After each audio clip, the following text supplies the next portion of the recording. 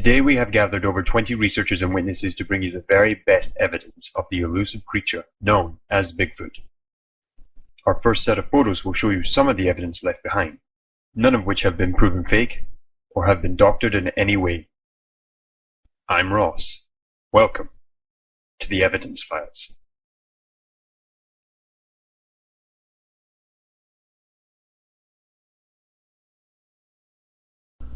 Segment 1. Stick structures. Bigfoot stick structures are unusual stick formations thought to have been made by Bigfoot. They can range from small formations to large, elaborate shelter-type structures. Most are found deep in the forest. The larger teepee-type structures are considered to be shelter. Whether they be permanent shelter or just temporary, no researchers have really been able to determine. These stick formations are open to interpretation, but many researchers have looked at ancient Native American symbols and writings in an effort to decode these stick structures, and in some cases they have been somewhat successful. These stick formations have been found virtually all over the world, leading us to believe that this is a common trait amongst Sasquatch and Bigfoot, no matter what area they're in.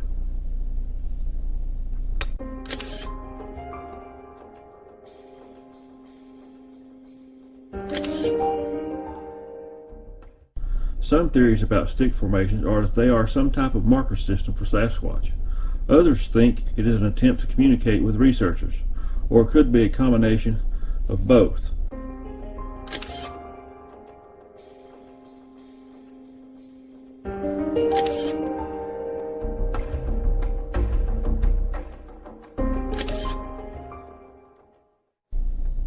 With similar formations being found all over the world, it is safe to assume that this is a common trait amongst all Bigfoot and Sasquatch. More research is needed.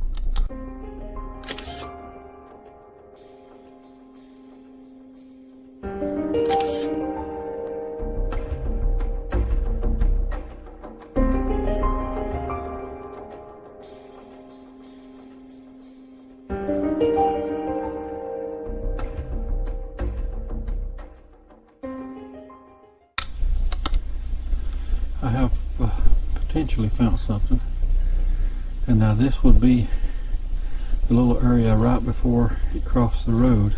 But now that's an X. Whether somebody, a human, put it there or Bigfoot, I don't know. But it did make an X, and it's not fell over trees. It's been, and you can see it's been placed in the fork there. The ground's real hard and rocky, so there's probably not any track, but I'm gonna look around. So pretty interesting. I don't know. I don't know how fresh it is or whatever, but it's definitely been placed in there. It ain't. It's definitely, it ain't just fell in there naturally. So I'm gonna poke around a little bit, see what I can find.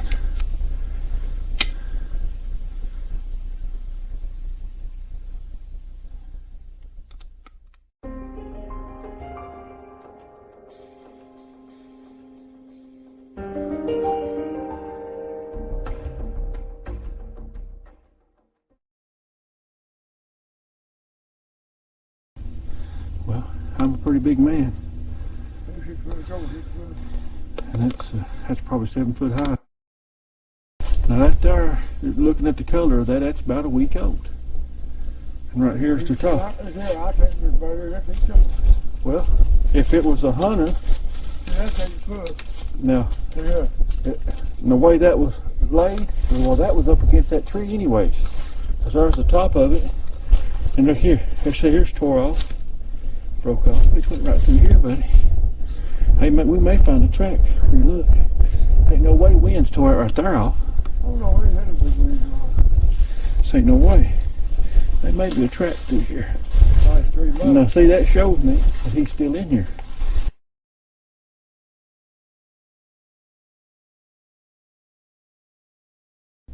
Not only does Bigfoot make stick formations, but it has long been thought that Bigfoot creates what is called rock stacks.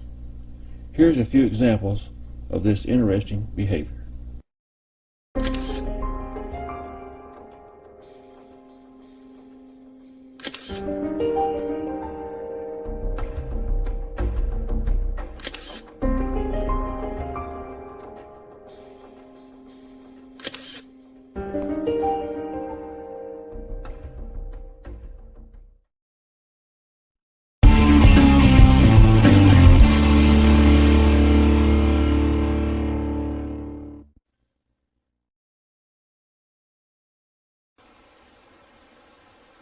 Hello, I'm Bobby Long.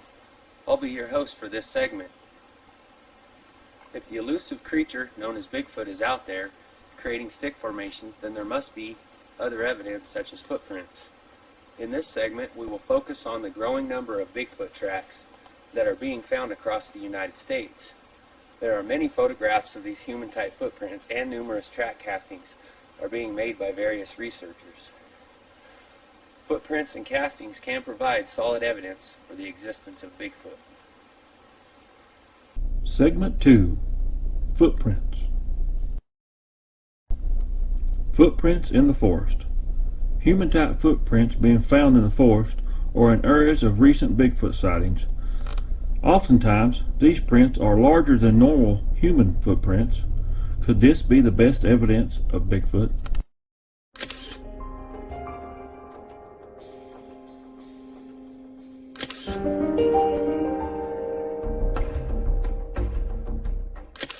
The tracks and castings presented in this program is just a very small sample compared to the growing number of tracks and castings being found and made.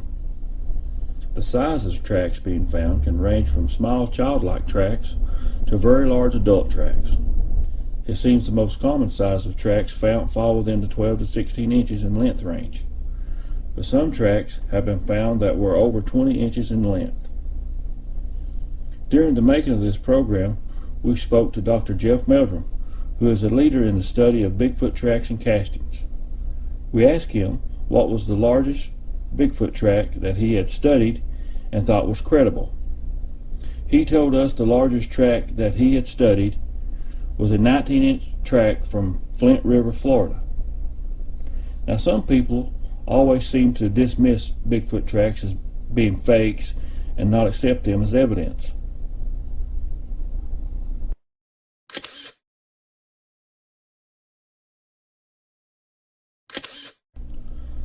Sometimes, fake tracks are made using a wooden cutout. These are normally easy to spot and are quickly dismissed by experienced researchers. The location that tracks are found in can also play an important part in determining the chances of tracks being real or faked. Tracks that are found in remote locations have a greater chance of being real than those found in high traffic areas.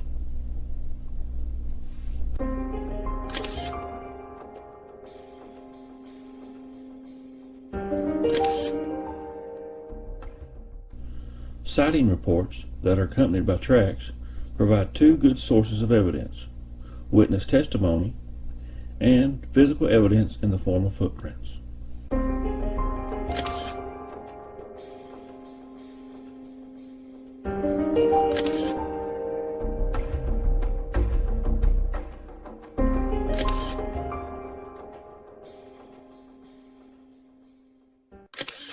Occasionally, when Bigfoot tracks are cast and a plaster cast is made of the foot track, it will reveal dermal ridges. This type of evidence will be real hard to fake in a wooden cutout or any kind of fake mechanism to make a fake track. This leads us to some very real, tangible evidence that Bigfoot is real.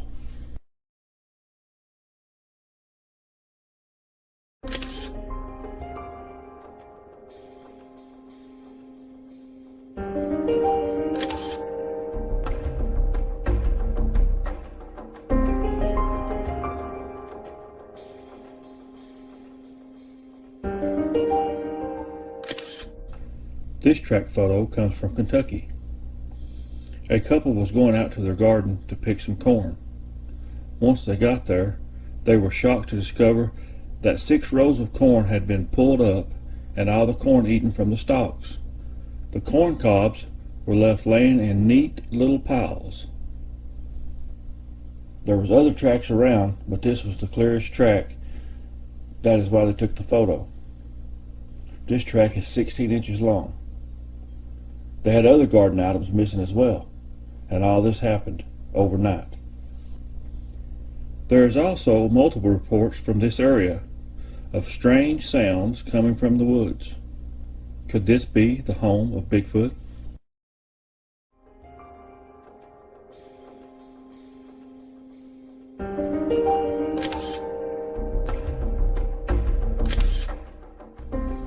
According to statistics, there have been over 285 reported Bigfoot sightings in Canada.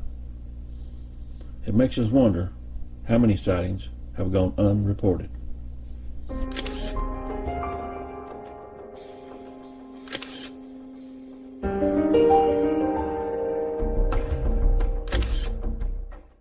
Hello, I'm Tom Marcum, and before we finish this segment up, I want to share with you a couple castings. This casting was made in August of 2013 in Kentucky. It's 13 inches long and 7 inches wide. I personally cast this track. It was one of many that was found in a track line. This next track is from Myrtle Creek, Oregon. It was cast by Bobby and Corinna Long. What's unusual about this track is it only has 4 toes. This is just some overlapping, but as you can see, it only has 4 toes. And it was taken in July of 2013.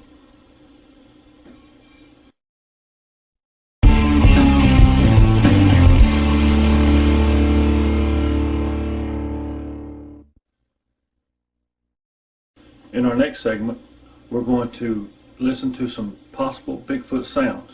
There have been numerous recordings of possible Bigfoot sounds. We would like to play some of them for you now. Segment 3, Bigfoot Sounds. Bigfoot Sounds. There have been numerous recordings made of strange howls and even some of possible Bigfoot speech. Sometimes it takes months of trial and error to successfully record Bigfoot sounds.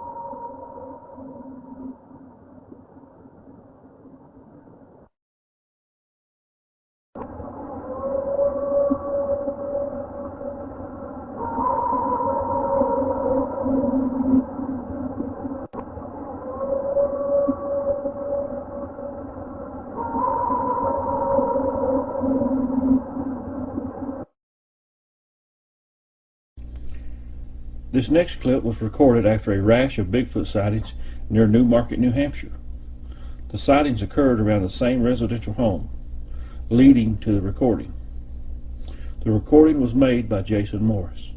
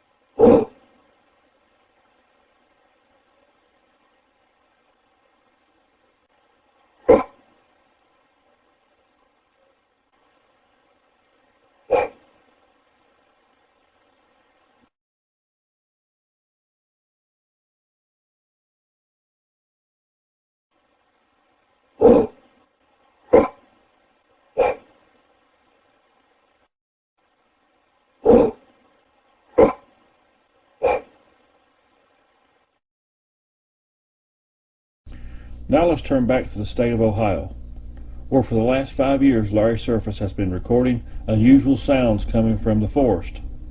We've already played a couple recordings from Mr. Surface, but these next clips are very compelling.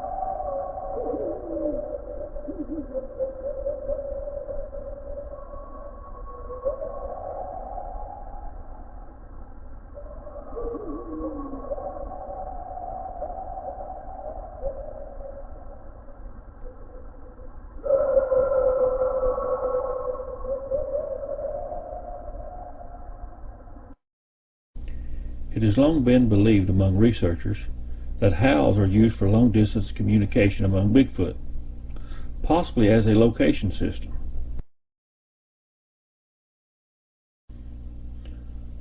On another occasion, Mr. Surface was able to record what sounds like speech between two possible Bigfoots. Was this a question and a reply?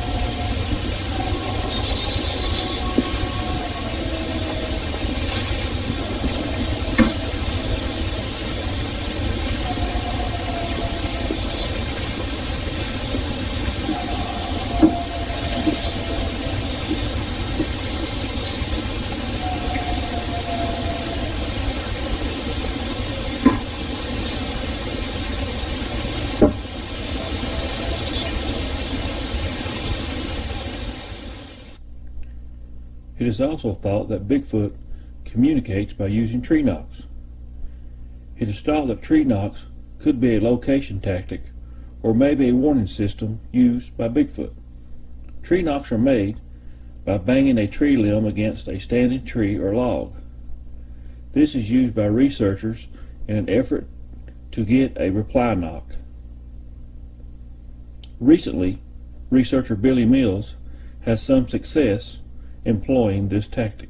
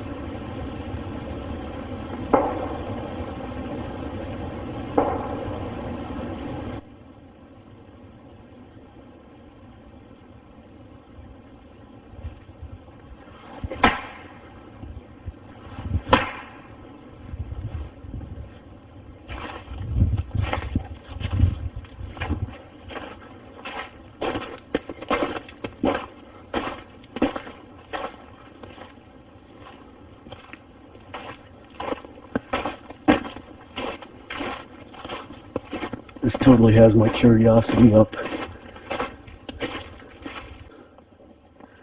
Today's a good day.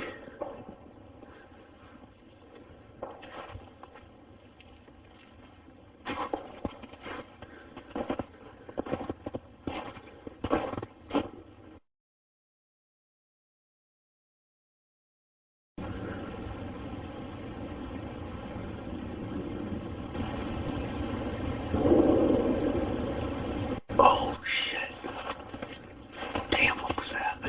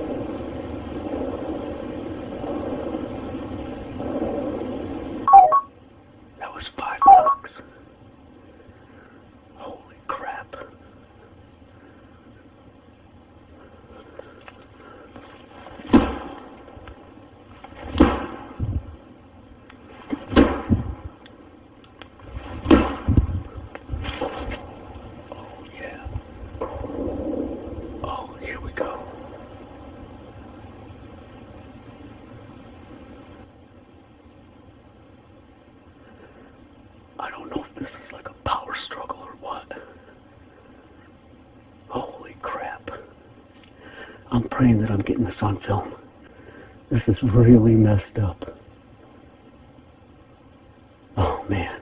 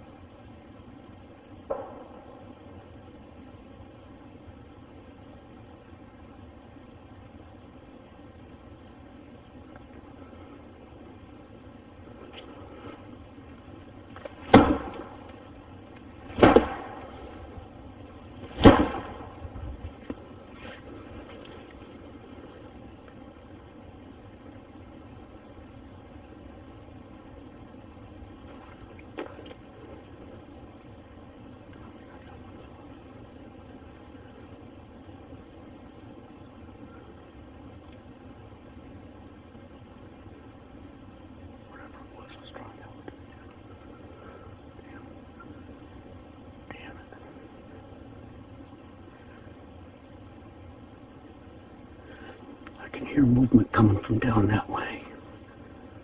Through the trees. There we go. That was 4. Wasn't quite 7, so...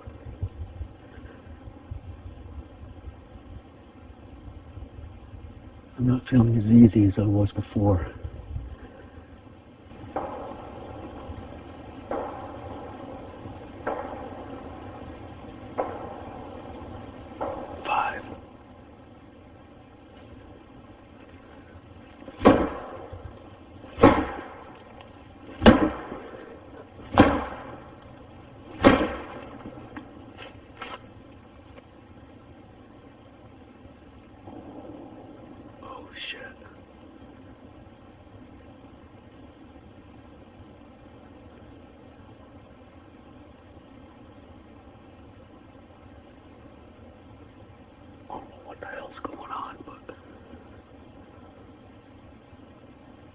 Crap.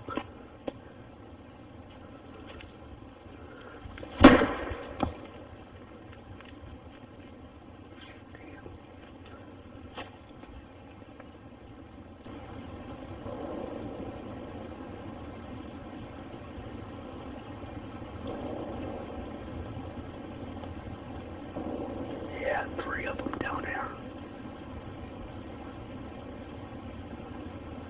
Wow.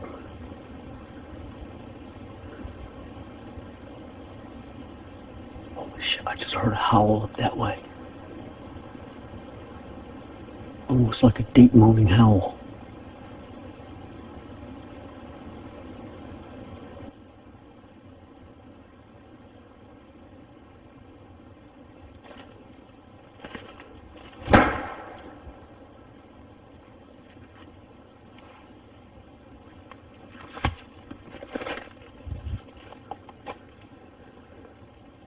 Come on, keep talking. Keep going.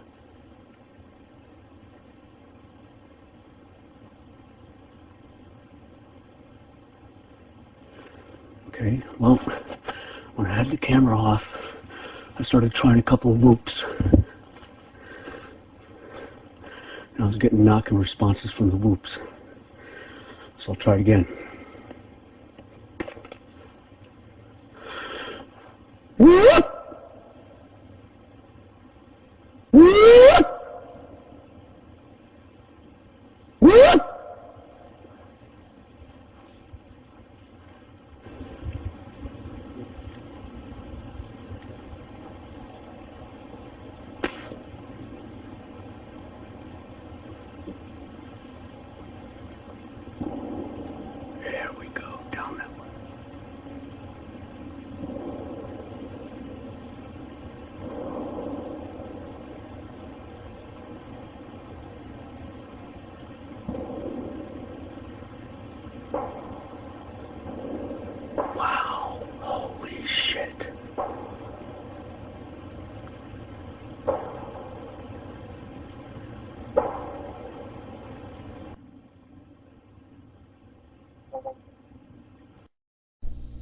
At this point, the batteries died in Billy's video recorder. The activity continued a little while longer, but then stopped. These extraordinary examples of Bigfoot sounds are just a small sample in the growing number of recordings being made. Once you rule out known animal sounds and rule out human voice range levels, you are left with very good evidence that Bigfoot is out there.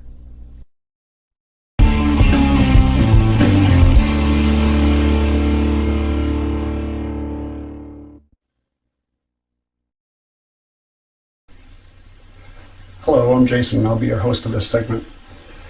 So far, we've shown evidence that Bigfoot is living in the forest, and in this segment, we're going to show you what may be actual photos of the creature itself.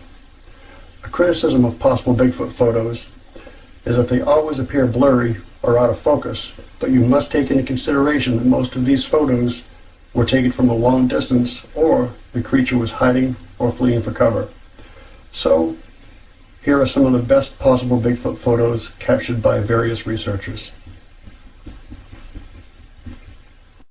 Segment 4.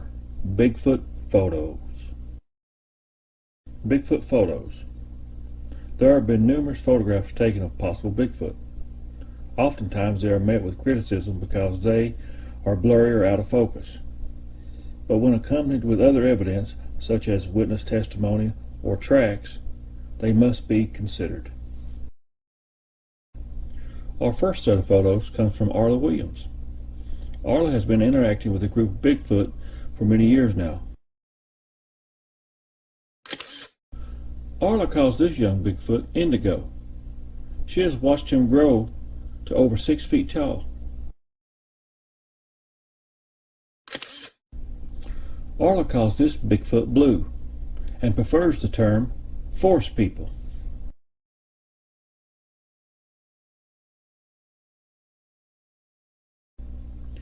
During a Bigfoot sighting in 2012 in New Hampshire, Jason Morris was able to snap a long-distance photo of the possible creature. By enhancing the photo, we were able to bring out more detail.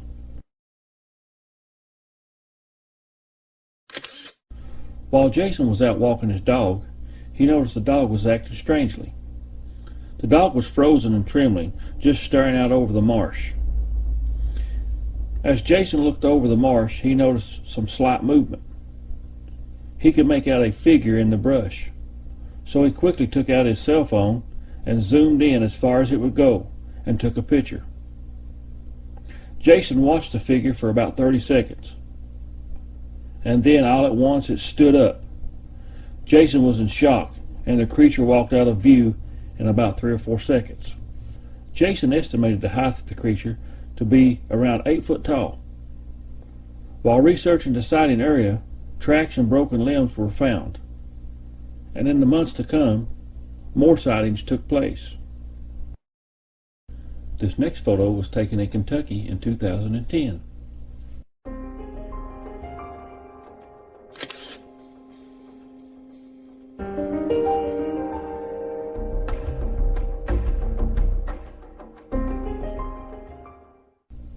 This next photo of possible Bigfoot eyeshine was captured by a game camera in Kentucky. You can see the eyeshine in the background.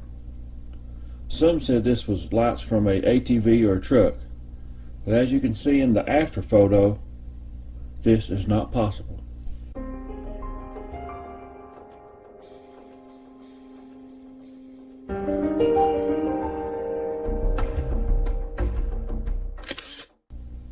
While out doing Bigfoot research, researcher Dax Rushlow took this photograph of a possible Bigfoot near some power lines. These next compelling photos come from Oregon. These photos come from Bigfoot researchers Bobby and Corinna Long.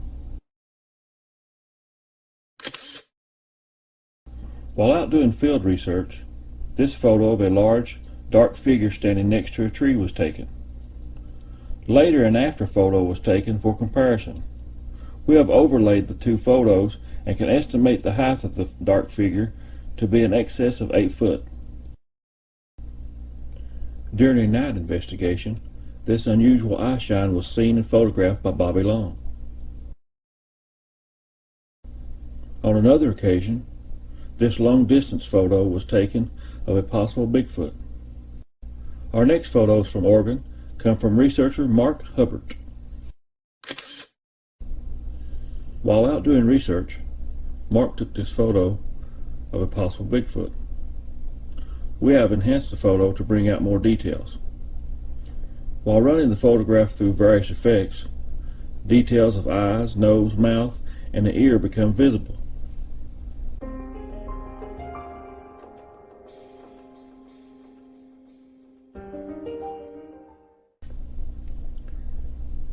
Some people wanted to criticize the photo and say it was nothing more than a tree stump.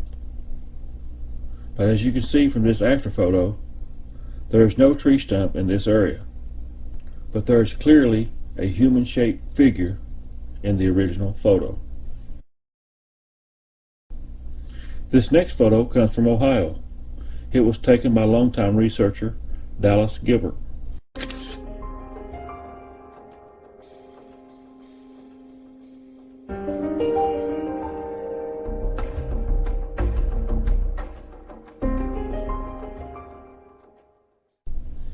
These next photos come from Montana. They were taken by researcher Albert Fuss. Albert has been researching this area for the last few years. He has slowly gained more trust with this Bigfoot group, resulting in the following videos and photographs.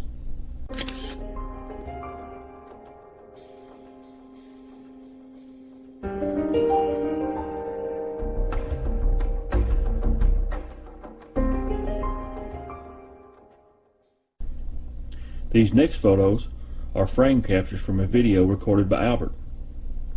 They show a deer and at least one Bigfoot. It was thought the Bigfoot was stalking the deer.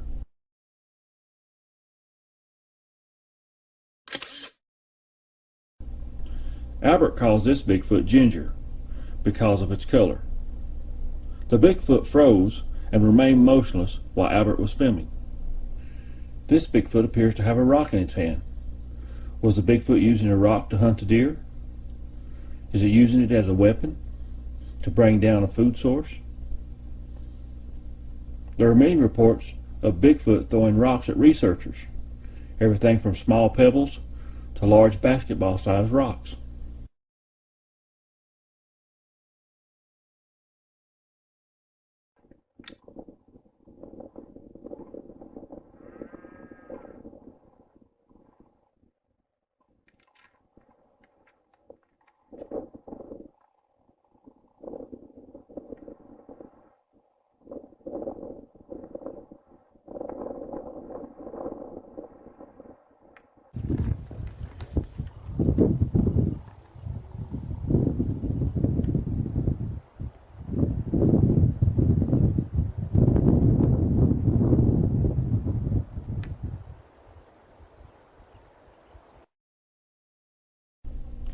This is a truly amazing video. There have long been stories of Bigfoot hunting and killing deer for food. This video could provide evidence that those stories are true. Here's another video that Albert shot of a Bigfoot he calls Fred.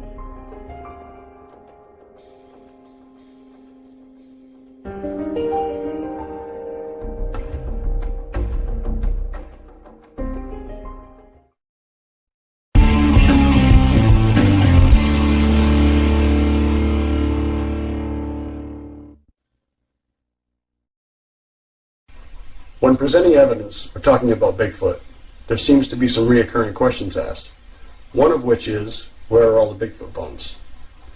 It's safe to assume that any remains of a dead animal or Bigfoot that are out in the woods are scattered around by predators or scavengers. Some of these will even eat the bones, but much of the remains will simply rot away. There are some reports of unknown bones being found. In this next segment, we talk to historian Tim Cornett about a case where some unusual bones were found. Final segment, Bigfoot Bones. Bigfoot bones. There are often questions from skeptics about Bigfoot bones. They want to know why none have never been found. But there are some reports of bones being found. We talked to author and historian Tim Cornett about such a case. We're here with author and historian Tim Cornett. And Tim, I understand you have an interesting story about some unusual bones being found. Well, yes, that's correct, Thomas. Several years ago, Dr. James S. Golden, who was a prominent physician in Pineville and on staff at the Pineville Community Hospital at the time, had a gentleman bring him some bones that he had discovered. And the way they were discovered, the man was out hunting. I don't know if he was squirrel hunting or what, but it was just about daybreak that he was coming along the ridge of Pine Mountain just across from Happy Mark at the junction of 119 and US 25E. He was on that mountain there. And he sat down under a tree to rest on what he thought was a pile of brush, and when the sun came up full, he discovered he was sitting on a pile of bones. So he took them to Dr. Golden to have them examined, and Dr. Golden was able to assemble 4 skeletons, 2 male and 2 female. Do you know how long it took him to assemble these skeletons, roughly? Not really. He didn't say how long. He just said about. Well, from the way he told the story, it was just a matter of a few days because he had some volunteers to go back out to see if they could find the skulls a few days after the bones were brought to him, because the gentleman didn't have the skulls. All he had were the femurs and the tibia and fibia and the ribs, and enough to like I said, assemble 4 skeletons out of them, but minus the skulls. And like I said, Dr. Golden sent some people back out to look for the skulls, because that would help to identify the species and race and so forth more. And they were never able to find them. Their theory was that the skulls, being round, had rolled on down the mountainside at some time and into the river and had been carried off. They figured the bones may have been buried a little higher up on the mountain and washed out during the rain and lodged against that tree is why they were exposed. But Golden said the femurs were 2 to 2.5 times the diameter of a modern man's femur. They were shorter. All the leg bones were shorter. The bones in general indicated a short, stocky race of people. And Dr. Golden told me that judging by the size of the femurs and the other bones, they would weigh between 200 and 250 pounds and probably stood less than 5 feet tall, 4.5 to 5 feet. So they were just a short, stocky people. He sent the bones to the Smithsonian Institution, and I tried several times over the past few years to locate them at the Smithsonian. They show a record, from the phone calls I've made, they show a record of Dr. Golden sending the bones to them, or bones in general, and they don't have them together. Apparently they're scattered throughout a collection of bones, so they're not still assembled as skeletons or together as skeletons. So I was hoping to get photographs of them, but we couldn't locate them for sure. What year was this basically that this was found? It would have been somewhere between 59 and 61, somewhere around in there. You said they went back and searched the area for other bones, actually for the skulls. Was there ever any other bones found in that area No. over no, the years? Or No, anything? no, not that I'm aware Not of. that you're aware of. No, and of course that's a pretty steep mountainside, and it's difficult to climb. So there's not been a lot of people up and down through there, other than knows that Dr. Goldenson helped to. Also, I don't know if you are aware, but there are other reports of bones being found, full skeletons, and being sent to the Smithsonian and then disappearing, no record of them. I would like to get your opinion maybe on that type thing and see what you have to say about Well, that. you know, my thinking is that when they receive those like that, they do like the anthropology department at UT or UK. They'll have a collection of femurs. They'll have a collection of arm bones. They'll have a collection of ribs, and they spread them out among those rather than keeping them together. I mean, that's the only reason I can see that they would not keep them together. It kind of seems odd to me that if you had a full skeleton, I mean, complete with skull and everything, to bust it up. Right. Well, I seems would a little assume I would assume they would keep that together, but where these were not, I said he was able to assemble complete. They weren't entirely complete. There were, a rib missing here and there, a finger bone missing, but enough that he could tell that he had four bodies involved. But it is good that they do have a actual record of those being sent in. Yes. I know in some instances, it just totally disappears. There's no paper trail. It's just like it never existed. That's true. And that's kind of odd. Well, on a slightly different skeletal subject, I mean the way things disappeared, there was a skeleton found in what we used to refer to as the burial mound, the Indian mound here on Pine Street, which is where Bell Whitley, in that general area where Bell Whitley sits. There was a house built up on a mound, and from what I understand, the doctor that lived there back in the 1920s was doing some work around the foundation and discovered a skeleton. And he had it articulated and kept it in his office. And he gave it to Dr. Golden later. And I never thought to ask Dr. Golden about it while he was still living, and I later talked to his widow, and she didn't have a clue as to what had ever happened to it. How he disposed of it, or where it just disappeared. I'm assuming it was the Civil War soldier, Sergeant Pfeiffer, I believe is his name, whose tombstone they found under that house when they raised it and excavated the mound in the 60s when they built the building supply down there. But where he is now, we don't know. It's kind of like the other bones that are gone. They're gone. Could these still missing or scattered around bones have been from Bigfoot? We may never know. There are other reports of bones being found and of giants being unearthed. The evidence of giants is deeply embedded in our culture and history. Almost everyone has heard of the story of David and Goliath. It's the biblical telling of a young David facing Goliath, the champion of the Philistine army. Goliath was an extremely large man, standing roughly 10 foot tall, but fell to the hands of a young shepherd boy named David. David defeated a giant with nothing more than his trusted sling and his belief in God.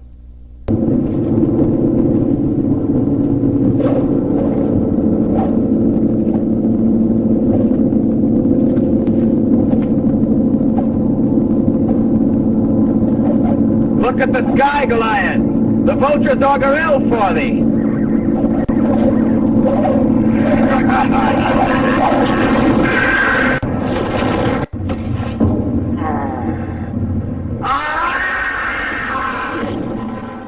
According to 2 Samuel, chapter 21, in the King James Version of the Bible, Goliath possibly had 4 brothers and a father who were also giants. There seems to be very little public fossil records of these giants, but there is other mounting evidence to support the stories. Everything from ancient Native American cave art to numerous newspaper articles. Reports of giant bones being found and unearthed are plentiful. These newspaper articles and headlines come from all over the United States and the rest of the world. What becomes odd about these found bones is that after the initial report, they seem to have vanished and nothing more is said about them. Is there some reason for this? Could there be a cover-up? Could it be that these giants are really what we are now calling Bigfoot and Sasquatch? Or could they be some type of descendant of the giants?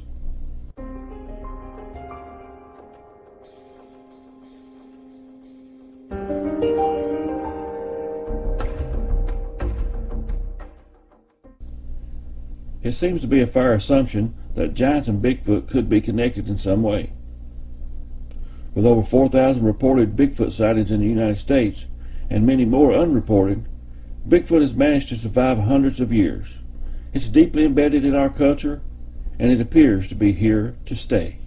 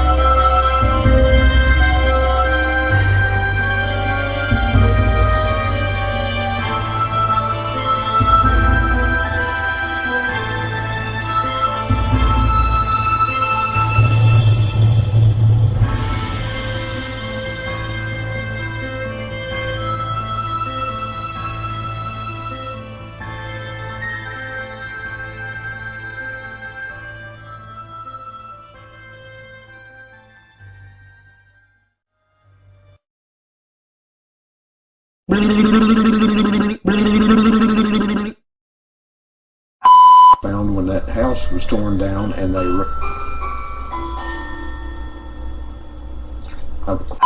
This next segment, we talked to historian Tim. 3, Take 17. 1. Action. When presenting evidence or talking about Bigfoot, there seems to be some Before we finish up this section on 3, 2, 1, click. 1, 2, 3. Action. thought it was supposed to be 3, 2, 1. Oops. I can't read that. What?